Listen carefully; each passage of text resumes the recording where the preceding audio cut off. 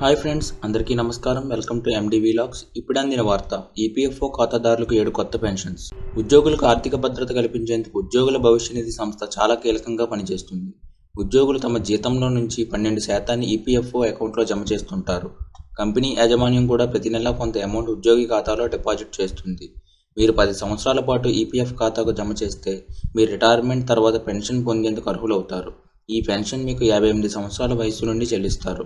ఇది సభ్యులందరికీ తెలిసిన సాధారణ నియమం. కానీ ఈపీఎఫ్ఓ వివిధ పరిస్థితులకు అనుగుణంగా వివిధ రకాల పెన్షన్లు అందిస్తుంది. కొన్ని పరిస్థితుల్లో ఈపీఎఫ్ఓ సభ్యుని కుటుంబం కూడా పెన్షన్కు అర్హులవుతారు. కానీ చాలామందికి ఈ విషయం తెలియదు. ఈ కథనంలో మీరు ఈపీఎఫ్ఓ అందించే వివిధ రకాల పెన్షన్ల గురించి తెలుసుకుందాం. మీరు ఈపీఎఫ్ఓ చందాదారులైతే ఈ కథనం మీకు చాలా ఉపయోగకరంగా ఉంటుంది. పీఎఫ్ సభ్యులు రిటైర్మెంట్ తర్వాత ఏకమొత్తంతో పాటు ఈపీఎస్ పథకం ద్వారా నెలవారీ పెన్షన్ పొందుతారు. కంపెనీ ఈపీఎస్ మొత్తానికి విరాళం ఇస్తుంది.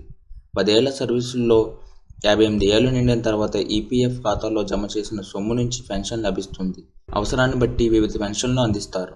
ఈ పెన్షన్లు ఈపీఎఫ్ సభ్యుడికే కాకుండా అతని కుటుంబానికి కూడా ఆర్థిక భద్రత కల్పిస్తాయి. వాటి గురించి ఇప్పుడు తెలుసుకుందాం.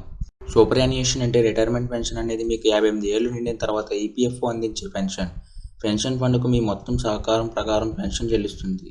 మీకు కావాలంటే మీరు 58 సంవత్సరాల తర్వాత 60 సంవత్సరాల తర్వాత పెన్షన్ పొందవచ్చు. ఈపీఎఫ్ఓ ప్రతి సంవత్సరం తన సభ్యునికి పెన్షన్ 4% పెంచుతుంది. సాధారణంగా ఈపీఎఫ్ఓ 58 ఏళ్ల నుండి పెన్షన్ అందిస్తుంది. కానీ ఒక సభ్యుడు పెన్షన్కు అర్హత కలిగి ఉండి 58 ఏళ్లలోపు పెన్షన్ పొందాలనుకుంటే అతను 50 ఏళ్ల తర్వాత దానిని క్లెయిమ్ చేయవచ్చు. ఈపీఎఫ్ఓ కూడా ముందస్తు పదవీ విరమణ కోసం సదుపాయం కల్పించింది. అయితే ముందస్తు పదవీ విరమణ సమయంలో ఈపీఎఫ్ఓ సభ్యులకు చెల్లించే పెన్షన్ ప్రతి సంవత్సరం 4% తగ్గుతుంది. అంటే ఒక వ్యక్తి 58 సంవత్సరాల వయసులో 10,000 పెన్షన్ పొందినట్లయితే అతను 57 సంవత్సరాల వయసులో క్లెయిమ్ చేస్తే అతనికి 4% తగ్గింపు అంటే 9,600 రూపాయలు. అతను 56 సంవత్సరాల వయసులో క్లెయిమ్ చేస్తే పెన్షన్ 8% తగ్గుతుంది అంటే 9,200 రూపాయల పెన్షన్ లభిస్తుంది. ఈపీఎఫ్ఓ చందాదారుడు మరణించిన తర్వాత అతని జీవిత భాగస్వామి 25 సంవత్సరాల కంటే తక్కువ వయసు ఉన్న 2 పిల్లలు పెన్షన్ పొందేందుకు అర్హులు. మూడో బిడ్డకు కూడా పెన్షన్ వస్తుంది.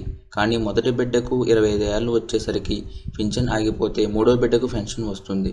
ఈపీఎఫ్ఓ సబ్స్క్రిప్షన్ చనిపోయినా కూడా 10 సంవత్సరాల పెన్షన్ రూల్ వర్తించదు. చందాదారుడు 1 సంవత్సరం పాటు విరాళం ఇచ్చినప్పటికీ అతని మరణంతో అతని వితంతువు పిల్లలకు పెన్షన్ లభిస్తుంది.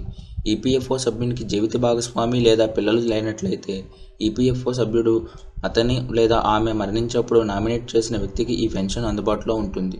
ఈపీఎఫ్ఓ సభ్యుడు తన తల్లి, తండ్రి ఇద్దరినీ నామినేట్ చేసినట్లయితే అటువంటి సందర్భంలో ఇద్దరూ స్థిర వాటా ప్రకారం పెన్షన్ మొత్తాన్ని పొందుతారు. ఎవరైనా నామినీగా చేస్తే నామినీకి పూర్తి మొత్తం అందుతుంది. ఈపీఎఫ్ఓ కింద ఈపీఎఫ్ఓ చందాదారుడు మరణిస్తే అతనిపై ఆధారపడిన తండ్రి పెన్షన్ అర్హులుగా పరిగణలోకి వస్తారు. తండ్రి చనిపోతే చందాదారుడి తల్లికి పెన్షన్ వస్తుంది. వారికి జీవితాంతం పెన్షన్ వస్తుంది. దీనికోసం ఫారం 10D నింపాల్సి ఉంటుంది. Thank you for watching.